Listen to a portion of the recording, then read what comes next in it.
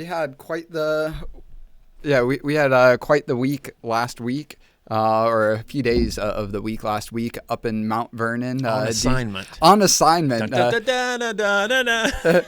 actual podcast up there. So, here we are doing a retroactive. Effort, we tried, or you tried. Yeah. And, maybe I could have reached out to a few more people, but, just the timing of trying to get someone so last minute, that would be...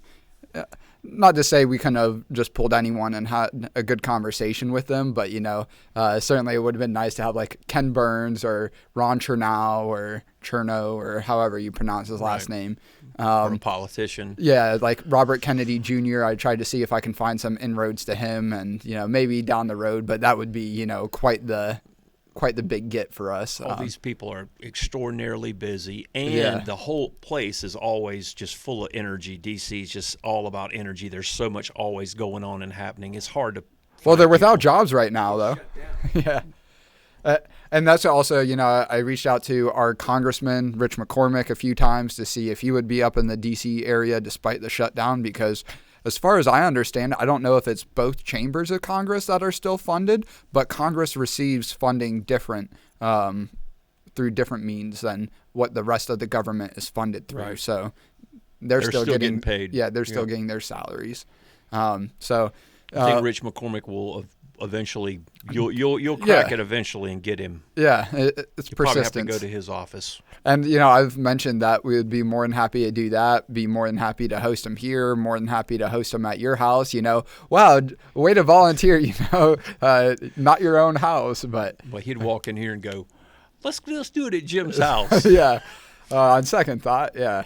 This is there's a lot happening here as you walk in here. I think this is an awesome place to have the podcast because with iView, this embodies what you guys are about, which is innovation, technology. An autonomous humanity, and that's where I guess we can kind of pick up the conversation from Mount Vernon. I was pleasantly surprised that earlier in the day, obviously, we went up there to go to the screening or like the preview of Ken Burns' American Revolution documentary series coming up November 16th, less than a couple weeks away. But I didn't think, we would actually be able to interact with him in any sort of degree. I was actually kind of hoping there would be a Q&A. I did find out that there was some sort of internal, sort of maybe VIP sort of part of the event earlier in the day. So between where we met him in the morning and the actual event in the evening. I think... the theater that was right inside like the admission, room where we got like all of our bags checked and, we got like the guidebooks and everything. There's a theater that was closed off for a private event. Yep. And I think that's what that might have been. And back behind the salt house and the weaving, the spinning room and all those areas. Yeah. There was a tent set up and all the VIPs were in there, and then they came out to the event or to the screening. They were having a cocktail party or something, a reception in there. Got it, yeah. If it had been better weather, there might have been a Q&A for everybody. I don't know, but it was cold and rainy. Yeah. And we're outside. I don't want to skip around too much, but yeah, there was that really kind of magical moment that luckily Brian was able to capture on camera where, Ken Burns was talking and, we were giving you shit about on the bike ride, how like the similarity between us, like being out there on the bowling green while it was like rainy and kind of, just not ideal weather for that sort of event. How similar it was to Washington and his crew back during the Revolution and, crew, not the right word, but you know what I mean. Yeah. You're in a heated lawn chair. Yeah, I was in a heated lawn chair after I came back, after we picked back the e-bikes up and, had that big old power bank I was surprised they let me in with. I am too, yeah. Gigantic battery, essentially. Definitely not a bomb, people. Yeah, no. They ask you, what is that? And you're like, a battery? No, yeah, I said power for my phone. And I mean, it was, but also to heat up my chair, which was really nice. But meeting Ken Burns earlier in the day, we were over at Washington's tomb. So we had set up, and as I had actually mentioned in a post I had made, or a few posts I had made on social media, the stereotypical cliche, early bird gets the worm. We weren't like the first people there, but we were amongst like the first handful of people there for the day, able to go set up our chairs like in the best spots, I would say even better than the VIP spots, especially if you factor in the comfort of our chairs versus, those like white, folding chairs that they had. But nonetheless, we were able to set those up and then, kind of go do a self-guided tour, explore the grounds, which I had a lot of fun doing that. The guided tour through the house was nice and all. Of course, a lot of that was shut down for construction, but Restoration, yeah. What did I say? Construction. Well, it was restorative construction, yeah. Well, anyone out there who watches this podcast and has not been to Mount Vernon, I would highly recommend that you consider going, because it's a special place, and especially if you can tie it into a patriotic or an event or a patriotic holiday or something. It really is a great experience.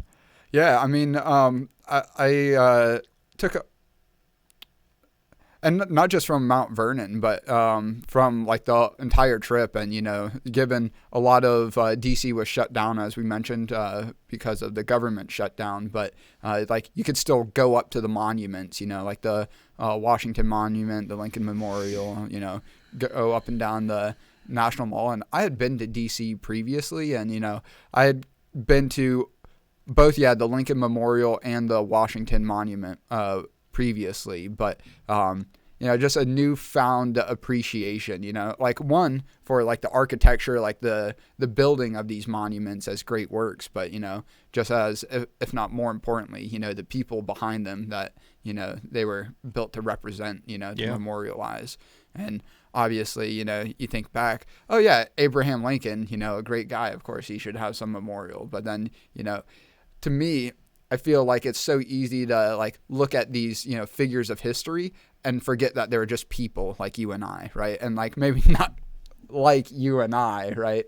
But they're not like these godlike, larger than life figures in the way that like it's easy to kind of like think about them as, because of these memorials, because of all this history that ties back to them. But they're still people at the end of the day with the same challenges and fears and things to overcome, and they overcame a lot, right? Yeah.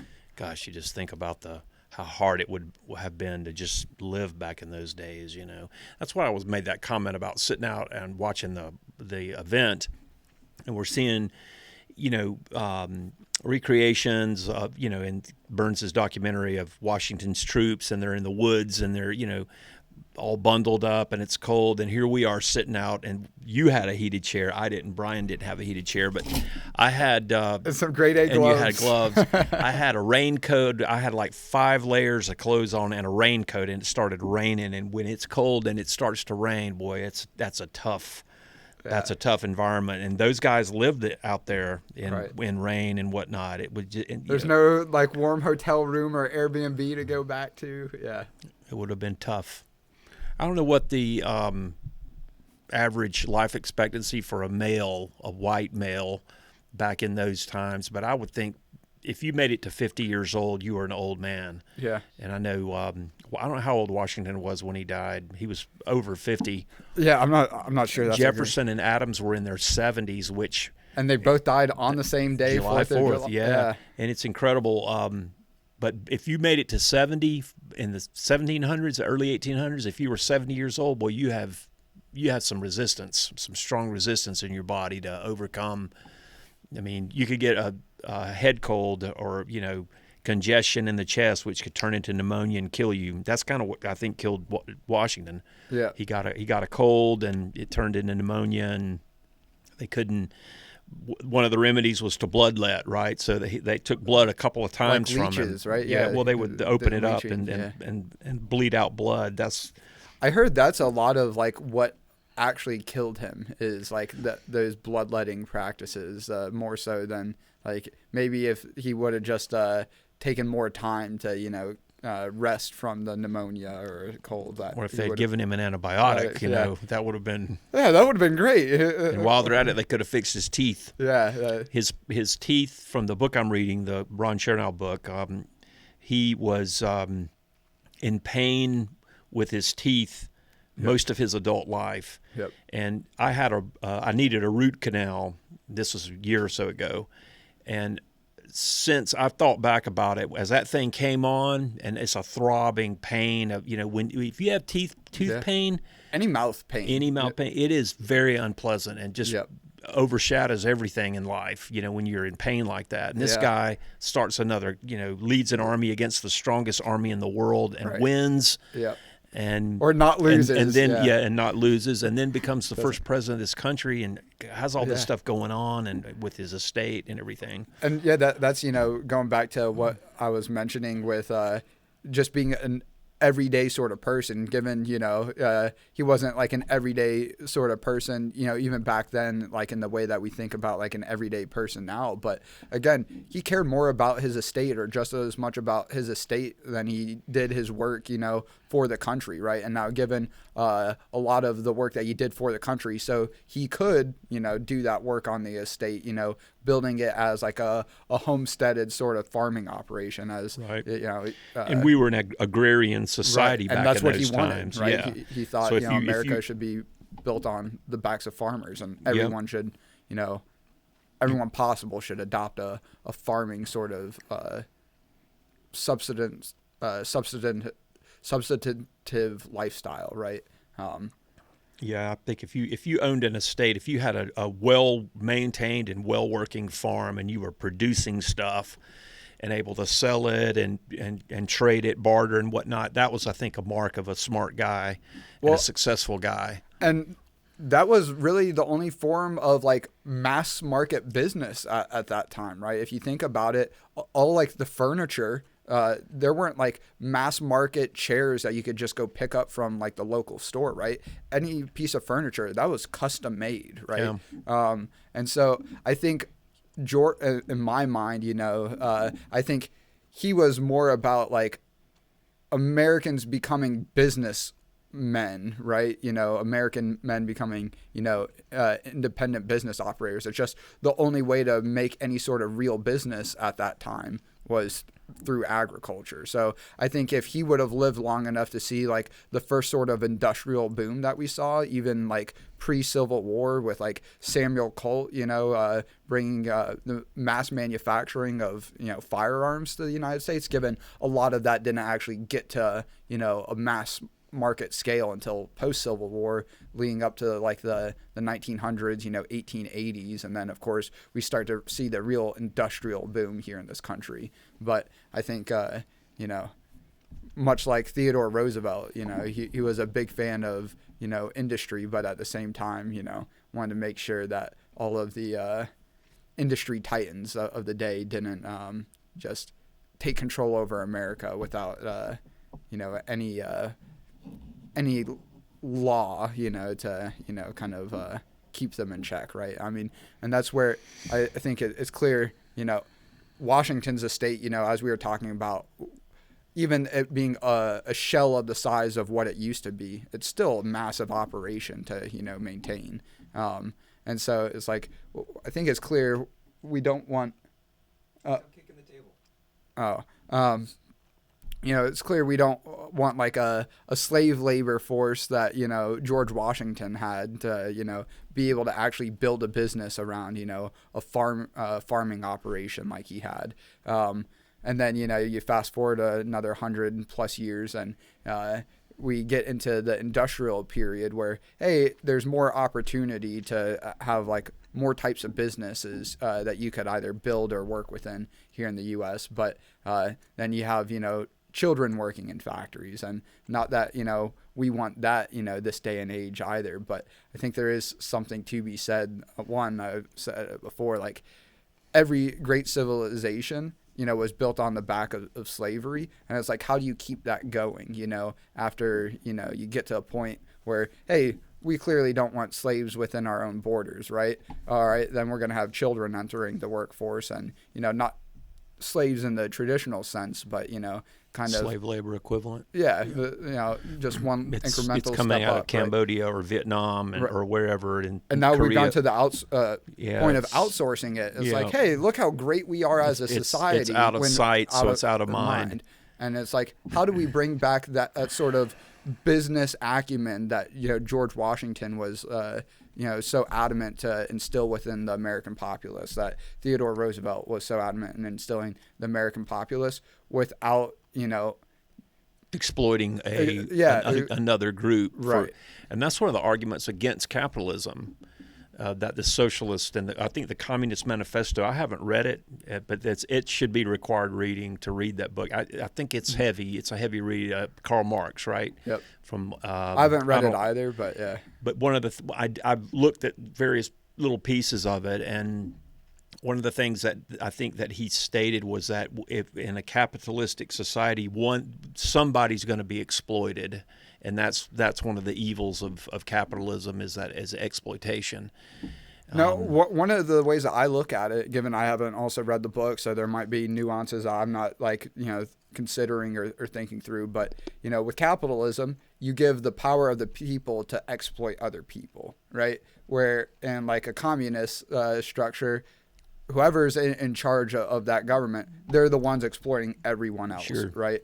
And so it's like, I don't think there's ever going to be this utopian perfect, form of governance, right? Because as much as I say I'm an advocate for an autonomous humanity, right? An autonomous, like self-governing humanity, in my eyes, does not mean anarchy, right? Where you still have laws and rules and some regulation. I really would like to see, and given this, I think, could get out of hand in a way that it has to some degree in the United States, where there's been too much concentration in the federal government, right? Where what if we were to just have a federalized government across the globe, where you could still have different laws region by region as we do state by state, and you could even still keep like Saudi Arabia, let's say, as a state, but of a federal, global United States of America. That's basically what the UN is. Well, what it was supposed to be, and then I think kind of got co-opted into being like a social justice, woke organization, for lack of a better way to put it. And I just think there's a lot to the concepts of previous congressmen that we've had, I think as early as like the 1830s, that was proposed to have a United States of Earth or a United States of America that basically... The book of Revelation talks about a one world order, one government in control, and the evil one, the Antichrist, will work his way or her way into the top position. And then once that happens, then evil controls the planet. And that's one of the things that Thomas Jefferson would totally be against, that what you just said, because he wanted it broken up and states, and he wanted to keep I still want it broken up, but I think there should be, like, in the way that we, by having a federal government from state to state, are guaranteed a certain level of human rights that, they're supposedly God-given rights that should apply to everyone on Earth, right? But it's really only, practiced by and large here within America, right? That you have the right to free speech. God that you bless have the America. Right. And it's like, why not bring all of these principles to everyone in the world, right? And then well, that's what United States diplomacy tries to do, is try to get more countries to adopt democracy and representative government like we have. That's the CIA's job as well, and they do it through covert means sometimes to overthrow dictatorships and regime change, it's called. Yeah.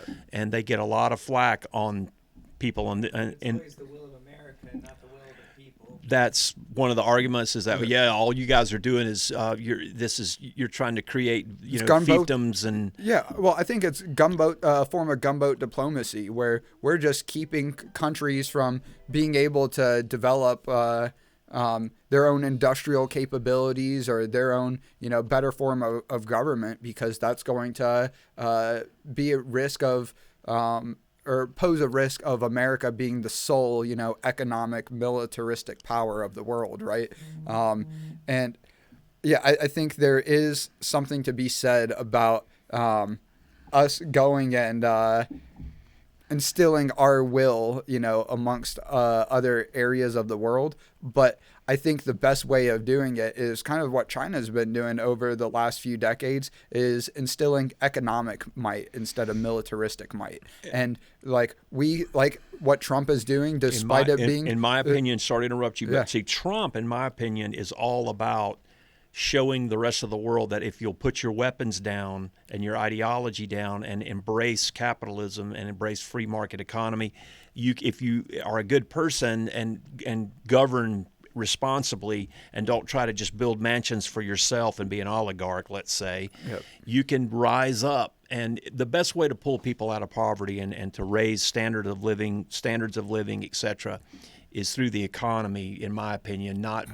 with weaponry and guns and force, and not with government, with handouts, so to speak, and a socialistic approach. If a person rises out of poverty and does it the old-fashioned way,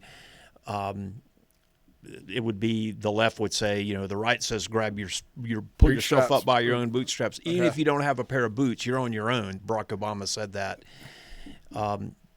I don't know anybody who was once in poverty and got out of poverty or out of a lower economic class situation through their own effort that wound up going back there. I'm sure there are people, but most people you meet who get out of that remain out of that. Yep. They stay out of it because they learned how to do it, and that's the challenge. And if we can just there's embrace, a lot of entertainers and athletes that there's self-destructive things that people and that's a lesson we should all learn. If you can't handle your success, then it will not serve you. Well. It'll destroy you. Have you ever heard I want to read something, if I may. Please, yeah. Let's see here. It's going to take me just 1 second. This is one of my favorite things, and if you've already heard it, all right, you ready? Yep. So, tell me if you've heard this. Into the mic. Tell me if you've heard this. Let's see if I can. Ready? Yep. I am your constant companion. I am your greatest helper or heaviest burden. I will push you onward or drag you down to failure. I am completely at your command. Half of the things you do, you might as well turn them over to me and I will do them, quickly and correctly. I am easily managed. You must be firm with me, though. Show me exactly how you want something done, and after a few lessons, I will do it automatically. I am the servant of great people, and alas, of all failures as well. Those who are great, I have made great. Those who are failures, I have made failures. I am not a machine, though. I work with the precision of a machine, plus the intelligence of a person. You may run me for profit or run me for ruin. It makes no difference to me. Take me, train me, be firm with me, and I will place the world at your feet. Be easy with me, and I will destroy you. Who am I? U.S. government? Nope. Is it an actual person? I'm just asking the question. Who am I? You haven't heard it, so here's the answer. I'm a habit. Okay, yeah. That's called a habit poem. Yeah. And I've got that posted. Great. Isn't that a great poem? Yeah. I heard that for the first time at the Jamie Abersol Jazz Camp, the music camp at the University of Louisville, and he read that. And there's a lot of kids at the camp, and he's very anti-tobacco, anti-drug, anti-alcohol, anti-all that. Like Donald Trump, yeah. And he's a jazz educator who is known worldwide, and he's trying to get people to realize that, with this music that so many people view, I'm kind of switching into a music mentality, but a lot of people view this stuff as, you have to have all this talent in order to do this. Well, that's just not true. Right. You have to, focus. Have good habits. You have to practice, and you have to be disciplined, and you have to do the hard stuff, and you have to, if you embrace that, just like with business, you know, you embrace what you have to do, and although if you don't and you are lax, then your bad habits take over, and this business won't survive, you know, and you won't go as far. But that's one of my favorite things, the habit poem. I like that. I forgot who the podcast was with, but he made a very similar kind of point that you are what you do every day. Yeah. And same, you know. Yeah. I think there's a little bit more to it than that, but yeah, I mean, that's just a big part of who you are, right? Basic superstructure foundation. That if you know, these, I don't have any children, at least none that I know about, right? Hey-yo! There's a knock on the door, open the door, and there's this kid there that looks kind of like me, and he says, "Daddy." A guy told me that happened to him. I'm like, oh, man. You get a knock at your door. "Excuse me, sir, were you in the Navy?" Ask Brian if I was in the Navy. He'll tell you. Yeah. Just a heads up, we got way far away from the Ken Burns thing. Yeah. Well, this right. This was leading back to we were just talking about, you know, how people rise out of, you know, and habits are, and when a lot of people need to hear that poem and haven't heard it. And if you know, that's the thing I was trying to wrap it up by saying, I do envy folks that have kids. I've got some friends who are in line with Except me. my parents. You've seen what they've had to deal with, and it's like, fuck all of that. I don't envy them. I pity them. But it's one of the things that a friend of mine gets to do is he's educating his children on financial stuff, you know, how to be respectful of money and to respect it and put it to work for you so that you make it your slave and you're not a slave to it. Right. If you let television and popular culture in this country, God bless America, but if there's things, nothing's perfect. There's two sides to every coin. Oh, yeah. It's a mighty thin slice of ham that only has one side. All these things I love, but in this great country, man, if you open your mind up to the messages that are being forced at you all day, every day from our system, I don't know that you'll develop good habits with it when it comes to money and when it comes to outlook on life and certain things. So that's part of freedom, you know, right? With freedom, you have a lot of freedom, and a lot of those freedoms are you can hurt yourself or take a gun in somewhere you shouldn't, or do stupid things with firearms. All these things. Use drugs the wrong way, or freedom comes at a price. Absolutely. I actually our lead actor for Florida Man, you know, he had commented on one of my posts I made a few weeks back, a couple months back, whatever it was, and kind of touched on this point. And he was like, you know, people don't really, a lot of people don't really want freedom when they see like what comes with it or whatever. Yeah. And it's not an easy life. No, it's not like, easy. Yeah. It's a lot of responsibility, right? To actually do well with freedom. And I think, you know, as much as people say, oh, the American dream is dead or whatever, I don't think that's true in the slightest, right? I think just the reality that comes with America is it should be the place, and I think it is still relative to everywhere else in the rest of the world. It's the place where you can succeed the most, but it's also the place that you can fail the most. And I don't think you can have one without the other. That's a good point. Yeah. I mean, people that think if you just come to the States and you're just going to be handed everything, it's utopia. It's not. I mean, it's a hard life. I think it was Churchill that said capitalism is brutal and rough and tough and mean, but it's the best system that is out there. Yeah, is capitalism. meritocracy. Yeah. Well, if you look at socialism, we're in a government shutdown. How does socialism work during a government shutdown?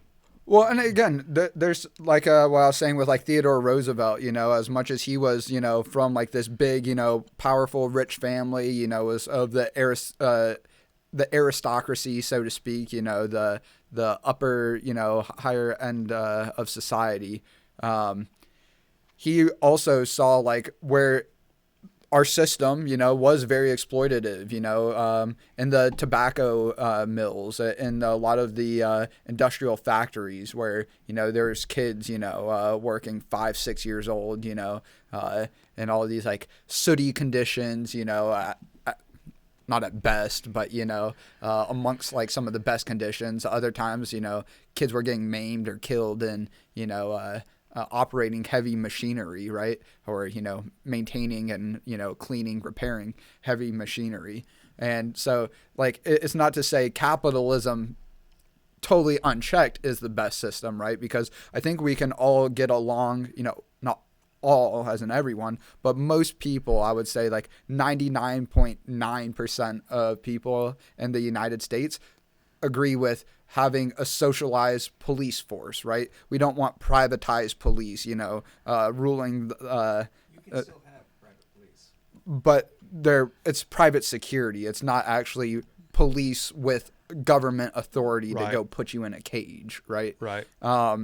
And then I think the same thing, also fire, look at, given this is a movie, Gangs of New York, I think was a great depiction of what it's like when you have, We'll let those buildings burn because they're the part of that union over there. Or they're the carpenters. We don't care about. Or we're purposely going to go burn one of these buildings, So I think, there's that. And I do think by and large, like the day and age that we live in, you shouldn't have to worry about like medical bankruptcy. Now, I don't think in the case of like one that's somewhat topical, at least over the last, year or handful of months, the Luigi Mangione case, the guy that at least allegedly assassinated I think his name was Brian something or another, the United Healthcare CEO. Watch out. You have to watch out from being named Brian. I have to watch out being the CEO. Together, we're going to get assassinated. But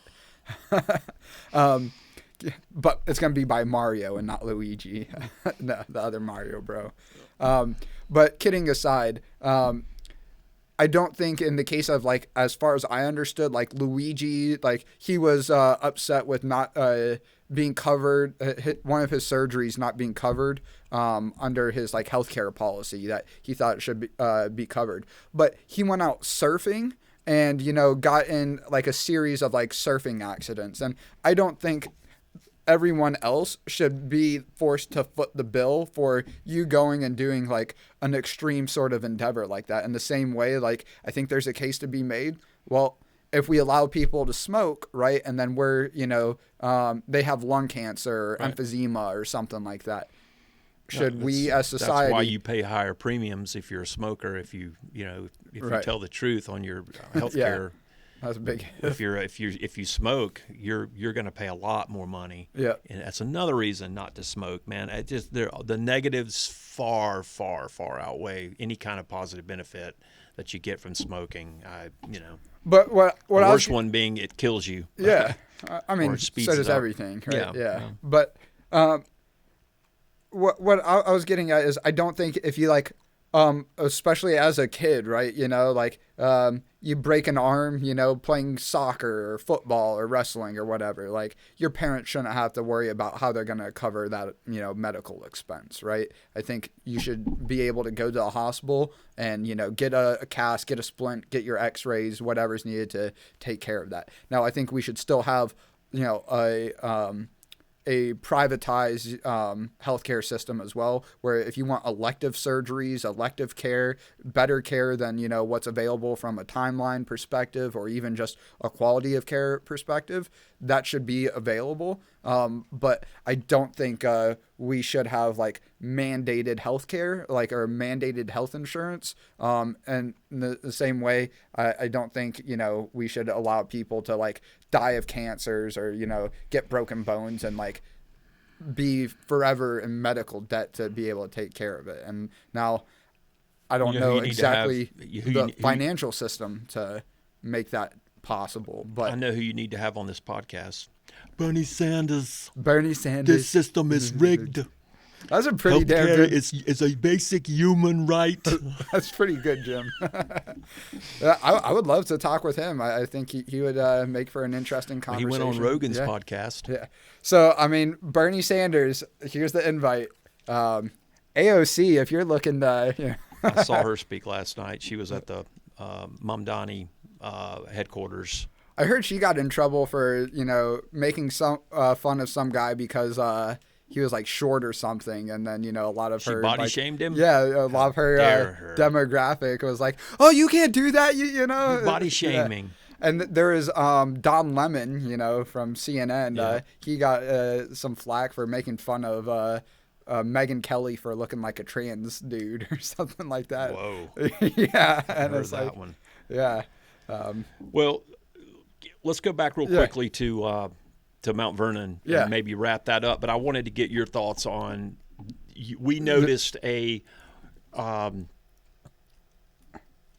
definite concerted effort to recognize the slave population and the slave situation of the time, and I thought that was a very did a memorial service.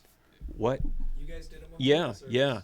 There was a memorial dedicated to all those folks, and I thought that was a very and it was Ken Burns first did the Washington's tomb, Washington and George and Martha's tombs, and did a little spoke briefly or whatever there, and then he went over to the slave memorial, which is right down from their memorial, and I thought it was in good taste. And any thoughts from you on that aspect of our trip?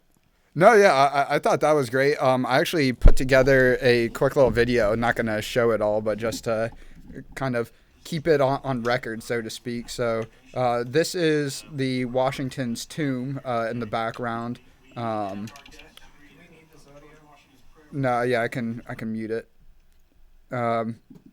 I'm muted on my end. So is it in the podcast? Yeah, okay. This is going to be shared. And so if you want to watch the full video, you can either check out my personal Facebook page or actually now my personal YouTube page. I actually added the Autonomous Humanity channel as a collaborator as well. So if you're subscribed here, you should see the video come up in your feed. If not, again, just search Meeting Ken Burns at Mount Vernon, something along those lines, and you'll find it. Or search my name and you'll find it. So there's this video. We do get me meeting Ken Burns there for the first time, handing him my business card. The president of Mount Vernon asking me where I'm from, and then after I drone on a little bit to Ken Burns, talking to him about coming and joining us for an episode of our Autonomous Humanity podcast, I basically got too nervous and ended up droning on about one of the two meanings of autonomous humanity as it is in my head, as a double entendre, how we're going to come to live in a world of more drones and robots than people. And I think I just sound like a deranged, crazy person, repeating that a couple times. And so fast forward to later in the night, I was able to go. Memorial. Yeah. Dude, Brian, it's a slave memorial. They're no George and Martha Washington, dude. Do you have any of the footage of you guys? No. Well, what we're seeing here. This was just all of this area is a graveyard essentially where slaves were buried, and they were not in any marked tombs. Yep. And the University of Virginia. Is that it? There's so. A team of researchers they're digging down like 6 inches, and they can. Scanning. No, they dig down so far, like three or 4 inches, and they can tell by the soil, the discoloration in the soil, where the tombs are, and they mark. I don't know if you can see it, but they have them marked, lined out with string. You can see all these tombs, and through the records, they can find names of slaves who are buried. They don't know where exactly they're buried. But when you go to the slave memorial, there's a service, and they ask for volunteers. Jake and I volunteered. We were the only two people other than Brian there with the guy that ran it, because everybody else followed Ken Burns, and he left the area. But it's probably best that I did not continue to follow Ken Burns. We would have been in jail. But they allow two people to read an obituary, essentially, of two different slaves who are buried there. I thought that was a really nice touch. It was, and it's inclusive. They're making a solid effort here, make it interactive, and to show that Mount Vernon was successful not just because of the founder of Mount Vernon, but the people that the working class, the people that get up every day and go to work, we the people, yeah, and the people there were not citizens like we are today, and so I thought it was in very good taste. That's a slave memorial. Yep. And there's some. Do you remember who you were honoring? Mine was Caroline Branham. Mine was Bosun. I don't remember his last name. Yeah, his first name was Bosun. Oh, was it? Okay, yeah. His first Boatswain. Yep. And they had some. There was one of the graves. Oh yeah, this shows one of the graves, and some people place stones on graves. That's a traditional thing that a lot of people do. But yeah, a lot of like the kids from nearby schools like would decorate those rocks and place them for. So that effort will just continue, and I predict that they'll make that more and more grandiose. And it's hard to keep the leaves. It's so wooded area all around Mount Vernon, so the leaves are constantly falling, especially this time of year in the fall. But I predict that you'll see that area become more and more enshrined. They'll add more and more, and they'll probably start, they'll continue with the effort to identify where all the bodies were buried. So, and there's another interesting point. There was some scripture. What was it? Faith, love, and hope, I think, yes, are the three words from somewhere in Corinthians, I believe it was, from biblical scripture. That was... More graves. Yep. There's us. There reading. We are. I definitely did not want to post that video, totally not because I said Marsha Washington instead of Martha Washington as I was reading it out. And there we are placing the wreath on the memorial, which 2 volunteers. So if you go to that memorial, you might want to volunteer to read an obituary, and you'll get to place the wreath there. And it's kind of like a magic trick. You get to pick a card, any card. Yep, you get to choose a name. You don't see the name; it's face down. But there's our guide, the guy who I forget his name. I still have that certificate that he gave us. He signed us.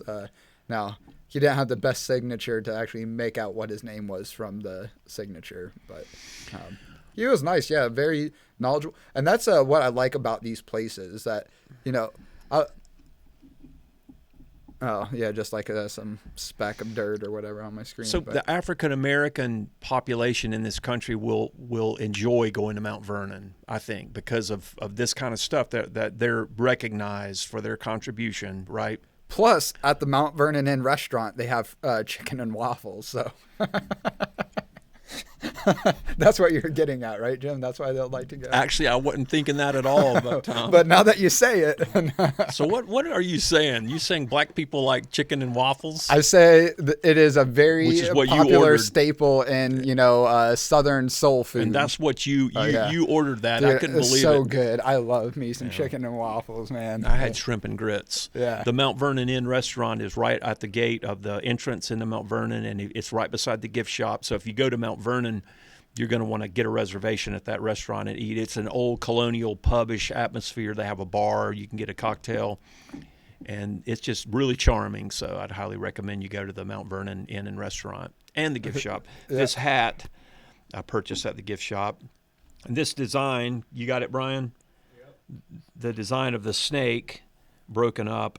And underneath... In your head more. What's that? How's that? Yeah. The saying that you see a lot with this design, it says, "Don't tread on me."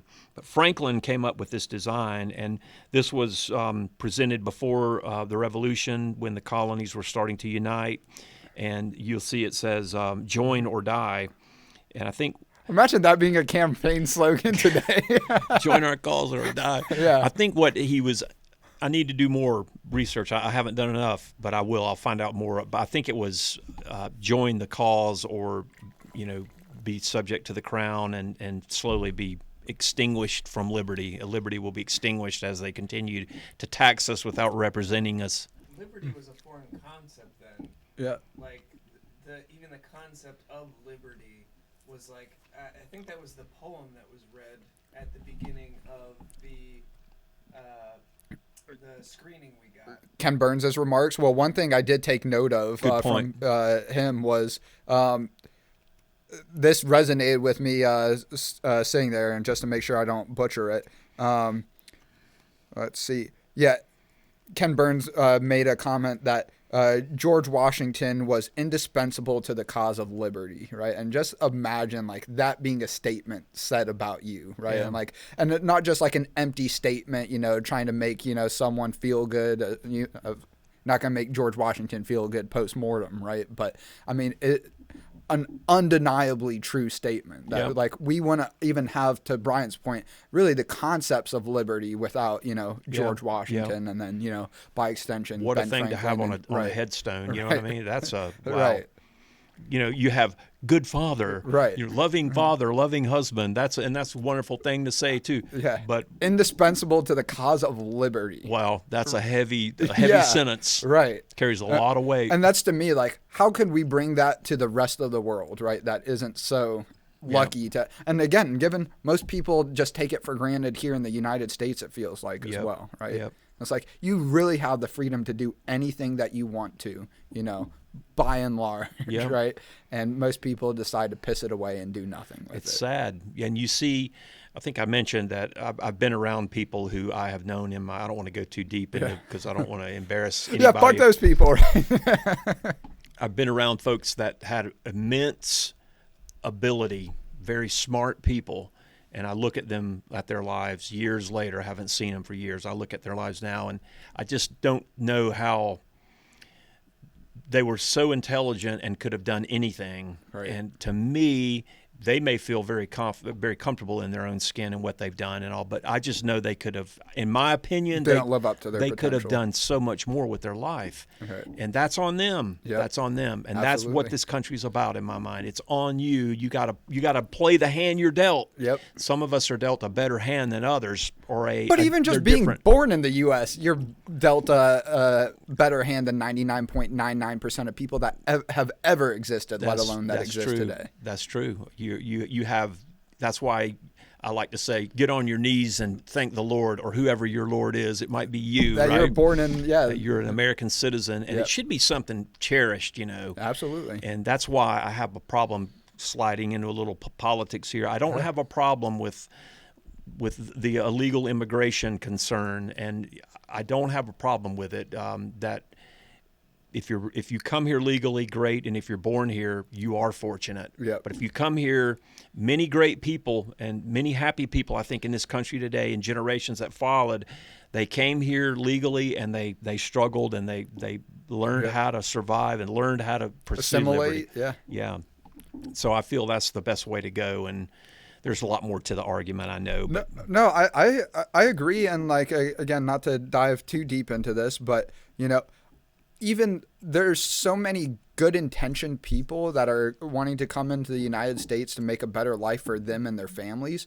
However, it's oftentimes, again, this is just interviews you can go see from many of different sources, given all of them that I've seen have come from YouTube. So, YouTube could be, censoring and like curating the content that I have even available to watch and take in.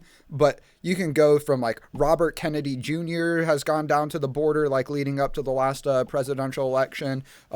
More kind of like, I would say, self-proclaimed liberal, sort of guy, has a popular independent news channel called Channel 5, Andrew Callahan. He's gone down to the border, and they would just interview people, like just trying to give an honest perspective of why people are coming illegally across the border, if and why they're, seeking asylum. Because asylum, again, is like, I literally have to leave my country because if I were to go back, it's death, right? That's what asylum is. Not, hey, there's more opportunity here, so I can seek asylum. And that's essentially what it became over the last, few years. And it was also easier for them to get in the United States and stay within the United States because an executive order that Joe Biden, or his auto pen, passed, was to adjudicate the asylum seekers within the United States, instead of previously how it was done. They had to stay within Mexico or,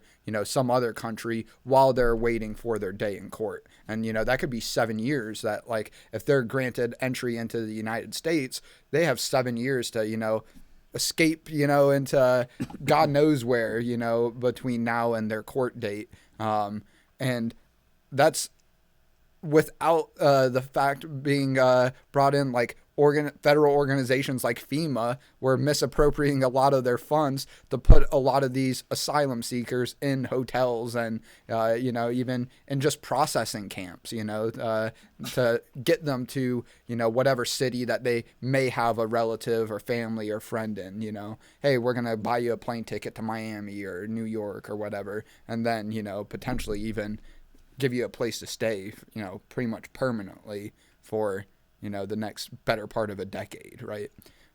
So that's all to say there's a lot of people coming in, but even those best intentioned people, as I saw, like all the interviews, I never saw like, I am like coming here, I'm going to stake my, claim in the ground, stick my, flag in the ground, whatever, so to speak, and I'm going to become an American, build an American family, and give back to the future generations of America.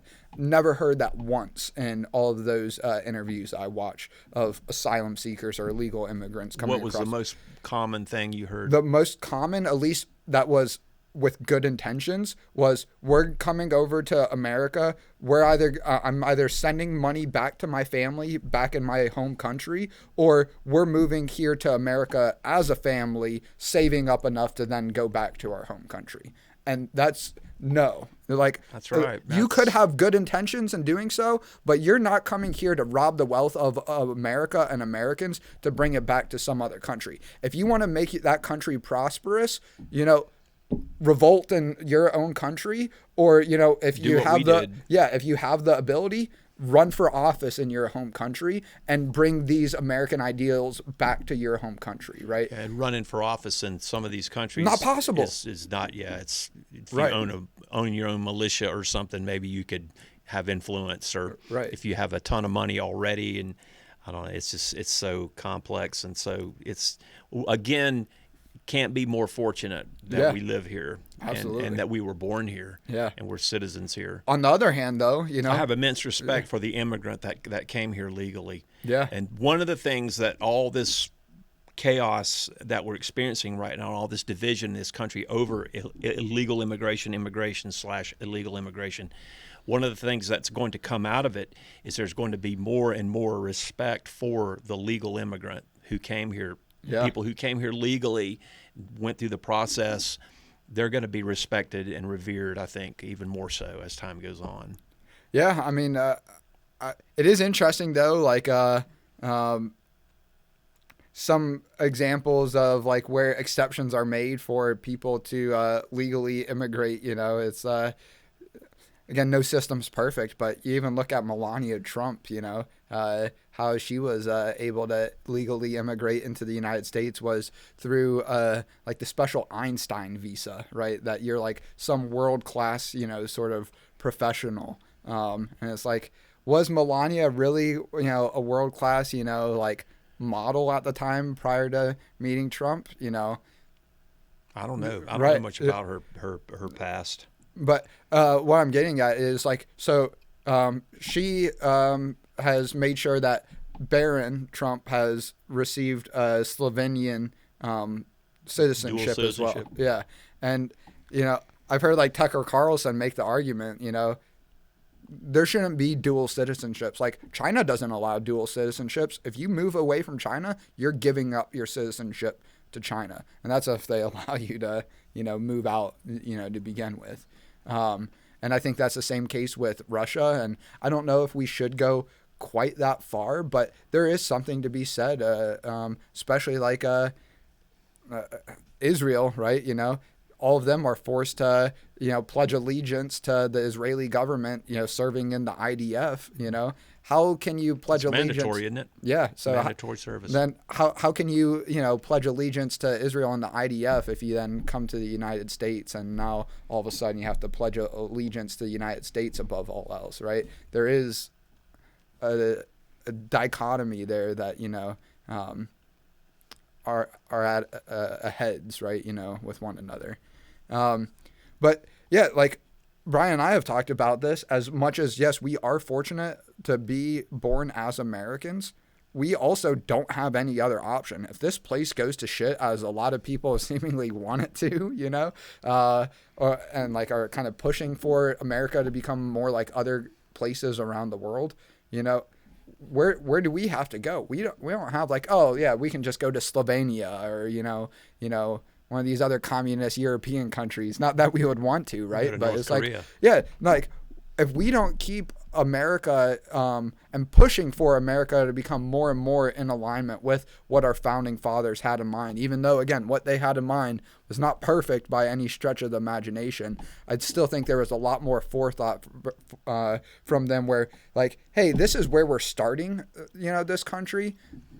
It's not always going to end up, it's not always going to remain this way, right? Like, I would like to think, and I think there is some documented writing from some of the founding fathers, where, hey, especially like from a slavery perspective, there was even back, in the 1700s, 1800s,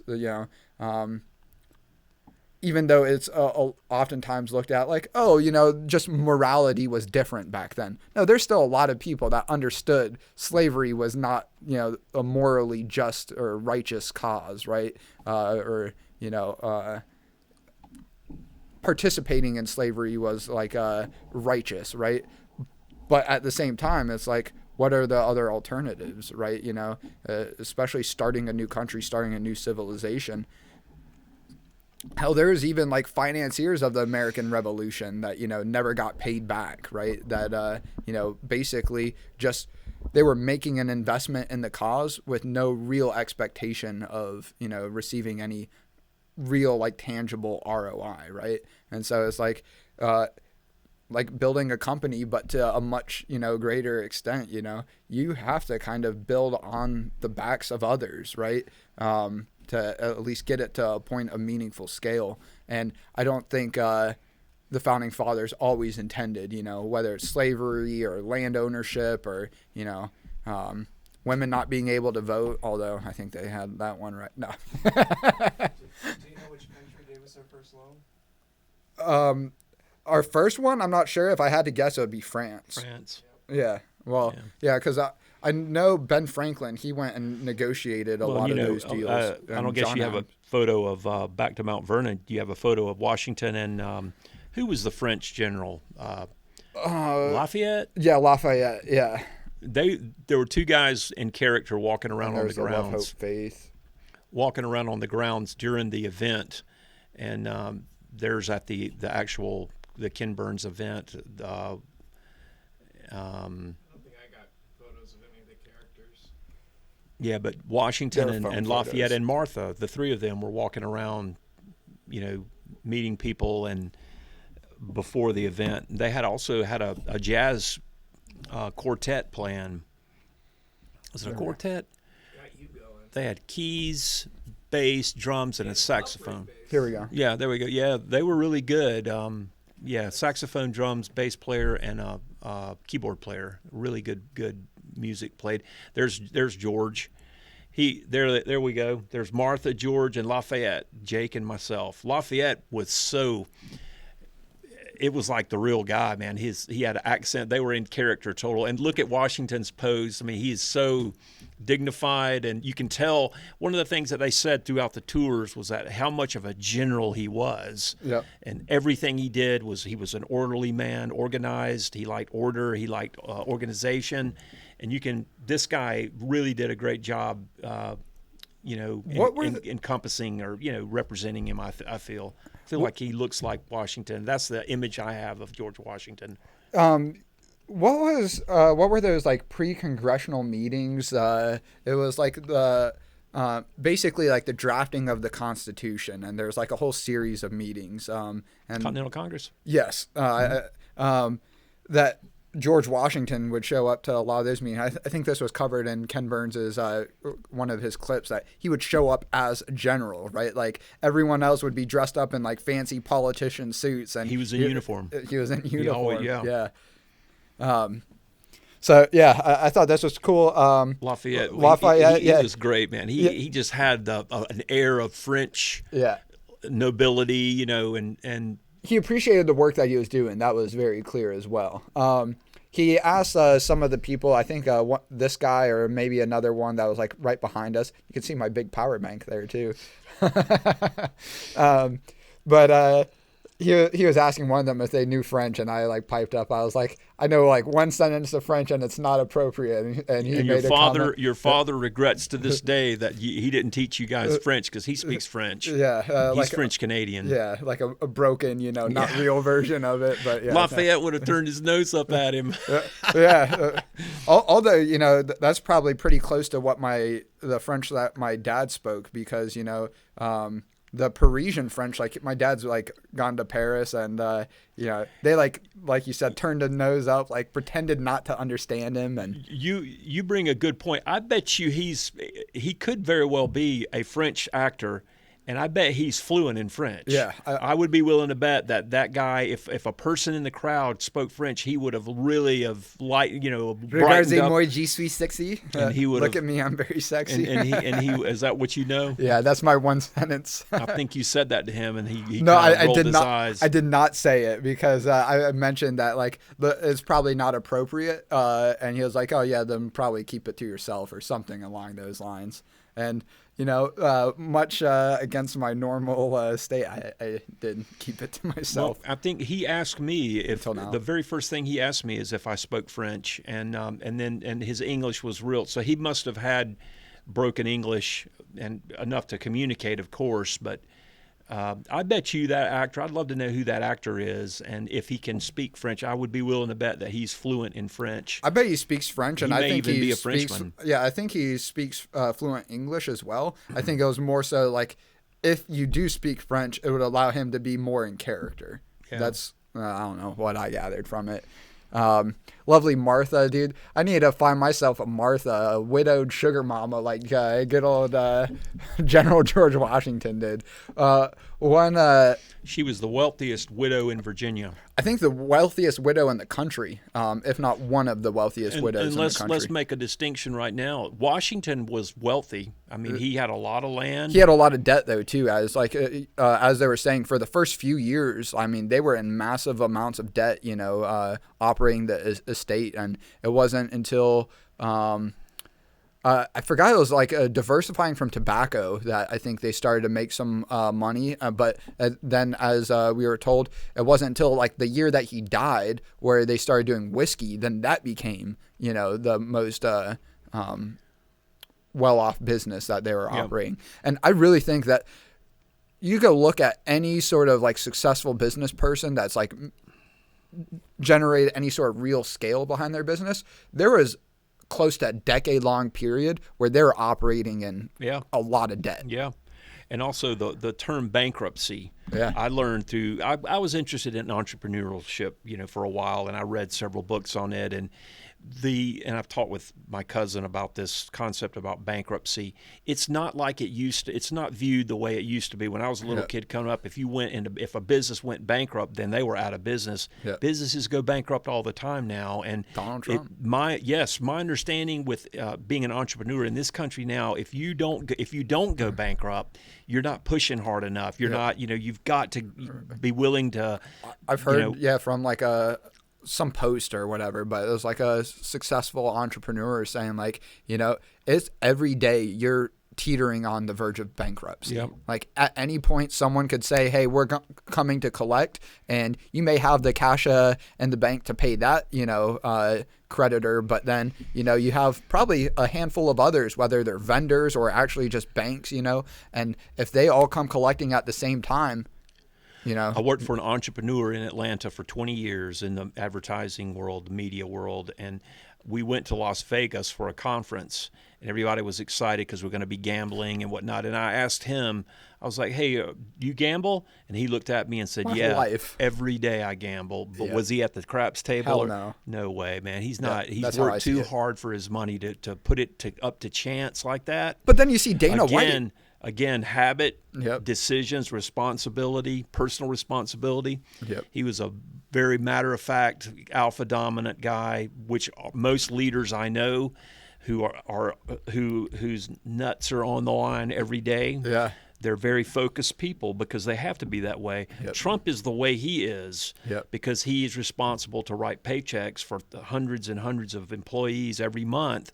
When you have that responsibility, man, you are a focused individual. Yep. If you know, if you treat it with the amount of respect and care that, well, if you don't, you go bankrupt, or you go out of business. You have to lay people off, and then again, a lot of people credit Trump for being a great businessman, and you can absolutely make that case, right? But if you look at it just straight from like a personal financial wealth and like profitability perspective, not really, because, he has great assets, in the form of, all of his real estate, but there was a point in like the 90s that he was personally about $3 billion in personal debt. And then he climbed out of that. And like I was having a argument sort of conversation with our favorite neighbor, my parents, and he was like, just think about all like the families this guy has destroyed. It's like, think about all the families he helped create. As much as he probably made it uncomfortable for some families in a period where like he had to shut down one of his many businesses that he did declare bankruptcy on. But how many kids have gone to college because of their parents had a job that worked for him and were able to save and afford to send their kids to school. Right. And, I mean, if you employ people, and this is for you because you're starting this company and all, as you get more and more people, I mean, the negative is the headaches and the two sides to everything. So the negative side is that you get more pressure on you, but you have a much bigger chance to positively impact lives of people that work for you. And people are really loyal to employers when they know that employer cares and is going to bat every day for them. Yeah, no, I absolutely agree. But then, beyond like taking care of families, that I absolutely agree with your sentiment. And I wasn't thinking about it that way in the time. But then, I was retrospectively like, like it's a double-edged sword. Yeah, sure, there are some families adversely affected, when those companies went bankrupt. But how long did they have it? How great did they have it for, how long, prior to that bankruptcy? Yeah. And probably they were able to use that experience and go find a job elsewhere. And really, at the end of the day, going back to a conversation we had about Rick Perry, former governor of Texas, where there's that whole like ice storm that went through Texas. At the end of the day, you as the head of household are responsible for you and your family, right? For you to say like this employer is responsible for taking care of me and my family, or let alone the government is responsible for taking care of me and my family, that is not the right mentality I think we should want to propagate throughout the U.S. And so I get it, you put your eggs in the basket working for Trump, and now all of a sudden, he declares bankruptcy on the company. Yeah, not ideal, but again, it's not that black and white either, right? And, with companies today, with technology and everything is being disrupted, companies have to adapt. I saw it as our company adapted and changed. A lot of people were let go. People lost their jobs because we had to cut, we had to downsize, and other people can say, "Oh, it's just management trying to take more for themselves." Well, that's one attitude, one way of looking at it. Another way of looking at it is, I hate that one though. Another way of looking at it is, you have to do what you have to do to stay competitive, and you have to cut the fat out. Get rid of the waste or the if you don't really need it. Is again, as Churchill said, it's a cruel, rough, and tough way, but it's still the best way. Absolutely, the best form of. And we've covered this before, so I don't want to go too far deep into it. But you look at like these CEOs that make tens of millions of dollars, in their job. Well, it's like they don't need to be making that much. We're here working for $30,000 or $70,000 a year, $120,000 a year. But if it's a company even with 1,000 employees, which much larger than our company, but still a small company, right? Like relative to some of the big global companies like Walmart, employs, I think like 2 million people globally, something crazy like that, right? And there's I don't know, hundreds of companies, if not thousands of companies around the world that do employ tens of thousands of people or more, right? So 1,000 people isn't a small company, but it's also like at a size where if you were to divide, that $30 million salary that the CEO is making, and then maybe there's a few other executives making a handful of millions of dollars, you divide that up by 1,000 people, and everyone's getting $1,000, bonus or something like that. It's not really enough to make up for these pay gaps in people in the way that I think people do. Like, oh, well, if these CEOs just take a pay cut, we could all be making, $1 million a year. And it's like, no, the math doesn't, work out that way.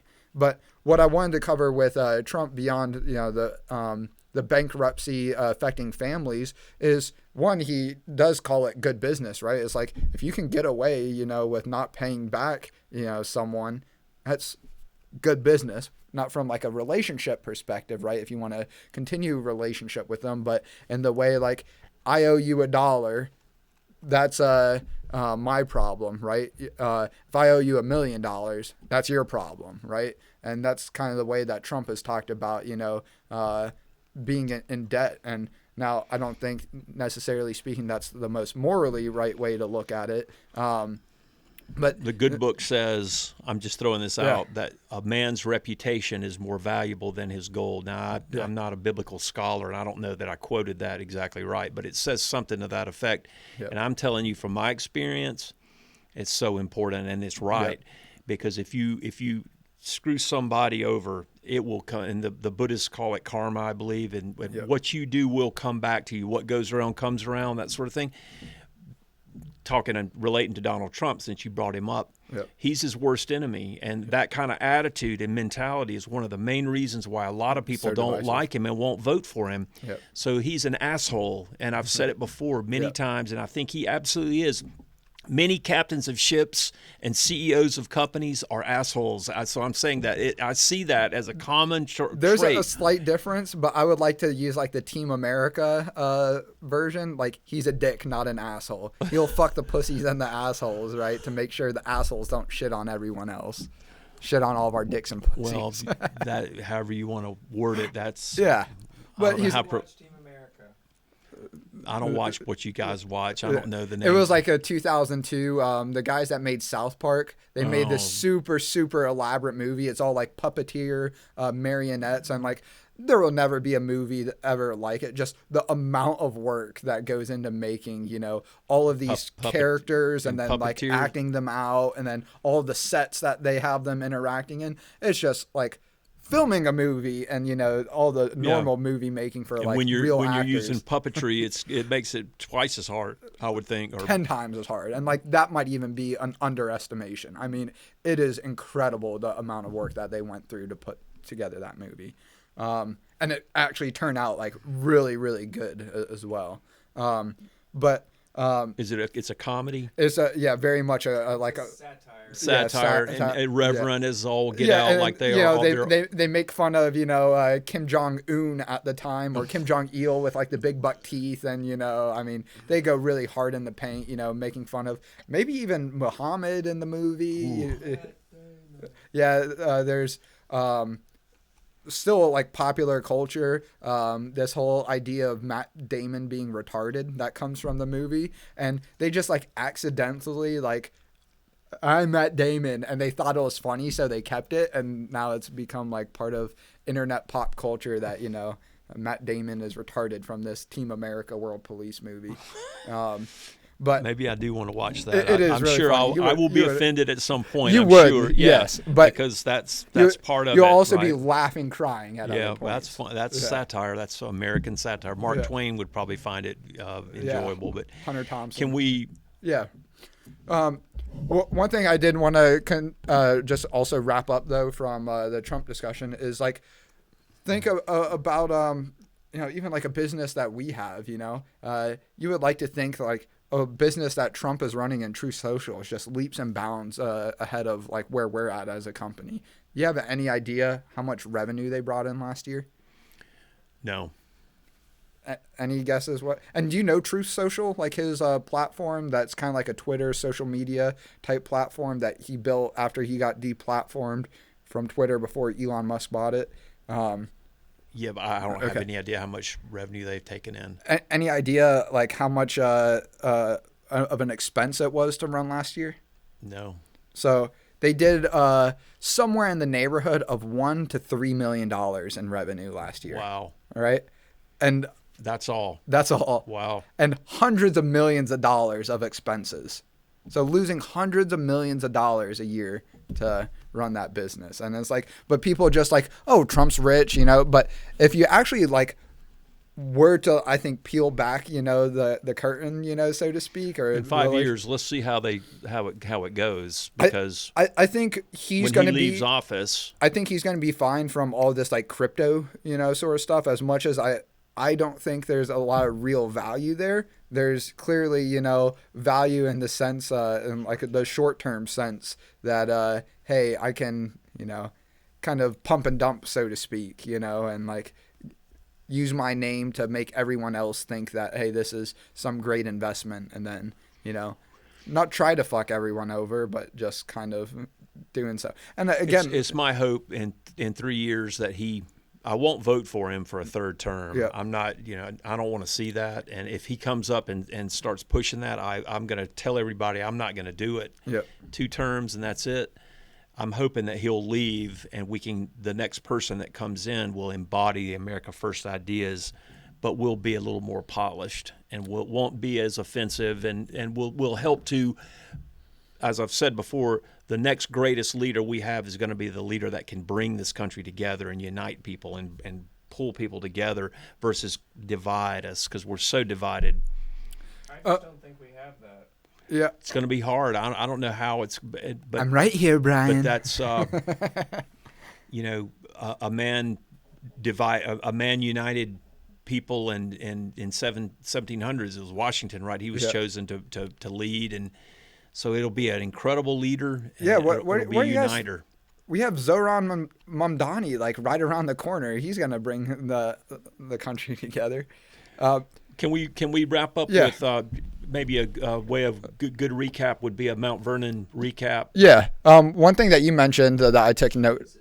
Yeah, one thing that you mentioned that I took note of, his dentures hurting him. And this was when we were in his entertainment room, which I could maybe pull up, but not going to. Were they on display? I heard they. I didn't think they were. I thought they were in the museum, which was closed. Yeah, I think. Let's see. He had a lot of different things he used, or they tried lots of different things. Bone, rock, wood, of course. Slave teeth. Brian, did you take photos in there? Do you remember with the 77, or did I take those with my phone? You had to have taken them with your phone. Let's see.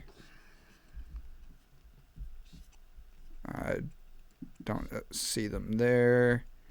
Maybe it was with the 77, but let's see if I can find them quickly. Dun, dun, dun, dun, dun. Well, in any case, I do have a photo of the entertainment room up online. It's like a teal, like light blue painted room, a lot of paintings. I think you're featured in one of the photos, if I only posted one of them. But his half brother Lawrence was on the wall. Okay, yeah, that was the one when we walked in, and it was straight ahead. I think that had the harpsichord that Nellie, his granddaughter, would play. That Martha, I guess, actually taught Nellie how to play the harpsichord, if I remember that correctly. And so they would do a lot of entertaining. That was not. I thought Lawrence was in a different room. He was. Is that? I can't remember. I think only 2 rooms open. Other than like the kitchen. I can't remember if Lawrence's photo was in Washington's study, because we went in the study and saw his desk, right, and his chair. That was the study. Yeah. I can't remember if it was there or if it was in the entertainment room. It was in the entertainment room. I don't remember there being any paintings. There were only busts. Yeah. Yeah. Okay. So it was in the room with the harpsichord then. Yeah. That was Lawrence. But yeah, I really just again kind of made him more human. That so you saw his teeth? No. But what I'm saying that it was mentioned that because his dentures hurt him, and I've, could relate to that in a much lesser capacity in the way that you're talking about, like the root canal. I've had, luckily I haven't had a problem like as bad, in the last like year or so. But I would get like canker sores, like on my gums inside my mouth. Are you familiar with like what a canker sore is? Yeah, herpes. No, it's not herpes. Herpes is like actual like spots on the outside of your lips. Don't have herpes. Promise you guys all that. But actually like sores, like ulcers. Yeah. So I would get those, like even sometimes cuts on my tongue, and that would actually affect me wanting to talk with people, right? Yeah. I mean, and so his dentures hurt him, preferred not to talk, would prefer spending time dancing the night away with Martha, Mm-hmm. And so, hey, he would do all the entertainment, but also allow other people like family and other, close friends of his or, other politicians do a lot of like the entertaining, and he would just enjoy a lot of the entertainment and the night. You'll never see a Martha. photo. You'll never see a painting of him smiling either. It's always on the dollar bill to everything. His mouth is always no smile and just, Dude, I could not imagine that because again, like I like become more of a dick or asshole or however you want to state it. Like when I do have like a canker sore on like just the right spot on my tongue or whatever, it's like I will have less to say, noticeably so. And then when I do have to speak, especially, it's like, why are you trying to get me to speak about this bullshit that I don't care to speak about, And so I could only imagine. When you get a canker sore, you're considered, because you don't talk much and don't interact much, you're considered even more of a dick than you really are. You wouldn't think that's possible, but yeah. That guy's a dick. Yeah. And unempathetic. So if you're out and you want a place to go in the United States, a good historical background, I can't recommend Mount Vernon enough. It's about $35 for a day pass. Yeah, it gets you access to pretty much the entire grounds. Some of the tours are additional $10 or whatever. But what we found is $10 guidebook, which honestly a beautiful book for $10. Yeah. I mean, yeah. And then shout out to the bike rental place. Yeah, no, fuck the bike rental. No, yeah. There's a bike trail that leads from Mount Vernon all the way up to the Washington D.C. and it's called the Mount Vernon Bike Trail, and highly recommend you ride that. 16 miles essentially from 16.7 miles. We did it on e-bikes.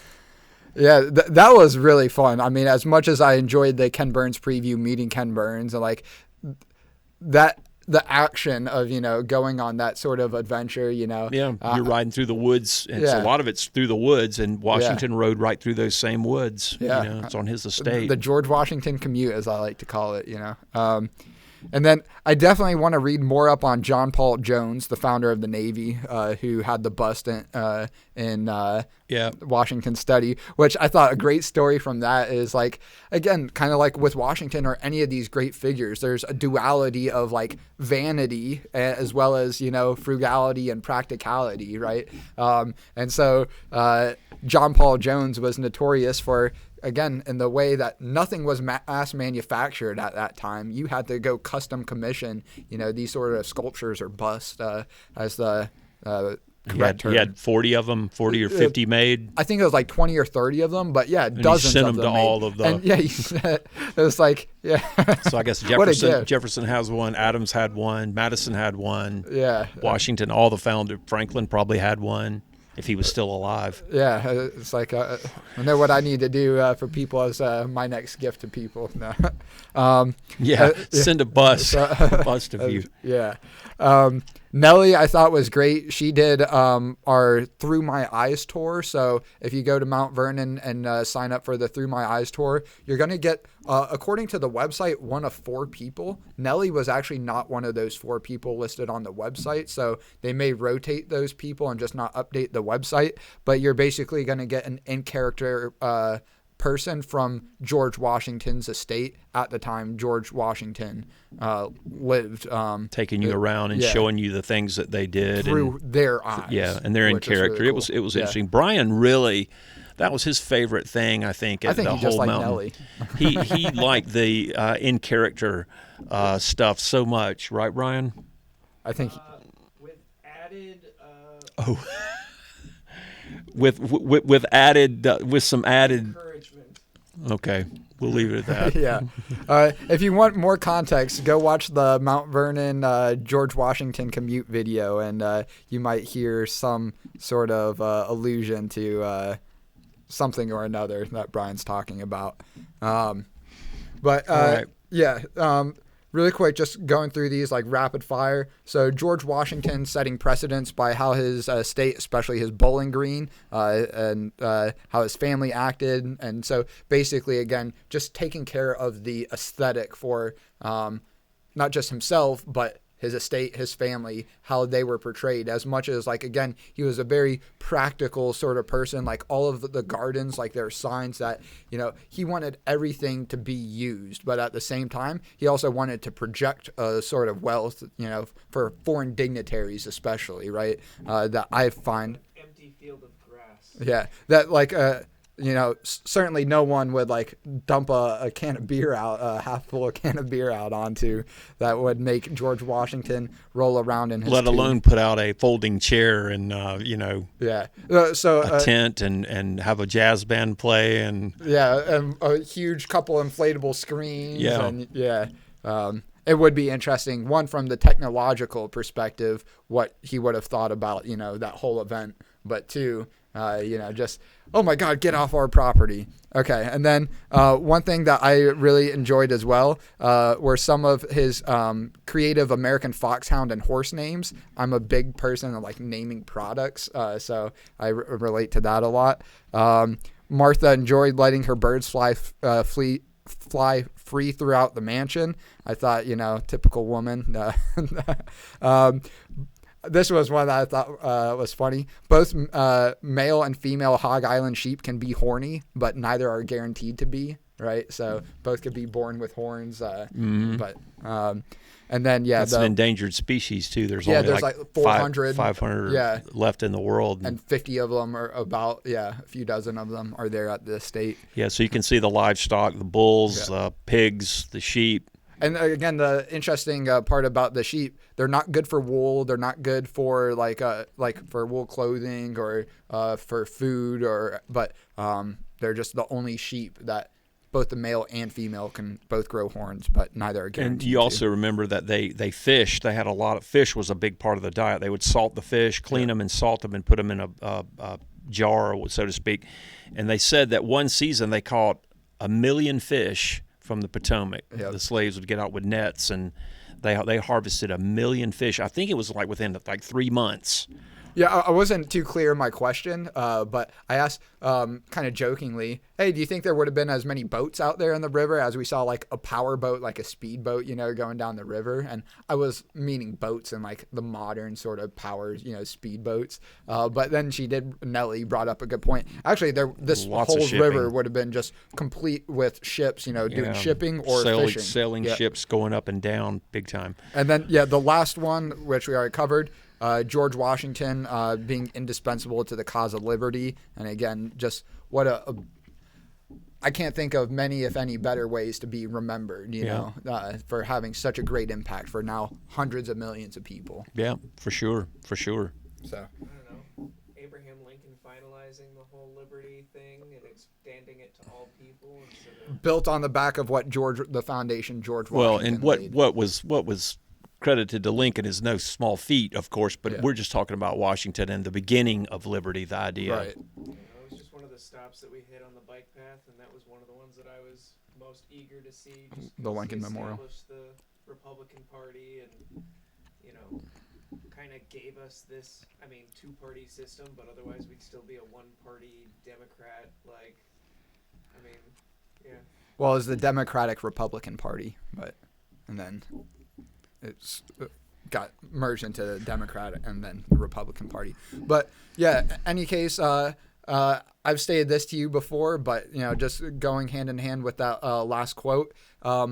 Again, George Washington, like anyone and everyone else, not a saint, but I know for me, I would much rather have as big of an impact for what I think to be clearly for the better of humanity and generations of humanity post-mortem and not be a saint than not be a saint and not have anywhere close to as big of an impact, right? Because there's a lot of people, oh, well, you know, you have that sort of success and, you know, you're building on the backs of others or whatever the case may be, you know. But it's like, hey, you can either make a small impact and not be a saint or make a big impact and also not be a saint. And I know which I'd rather be. You'd rather make a big impact. Yeah. All right. Cool. Jim, enjoyed it. Yeah, thank you. All right. Appreciate you coming up to our space for a change. Now a couple in a row. Yeah. Thank you, everyone. All right, Jake, I know you just clapped, but give me another one. Shitty one, but it'll do.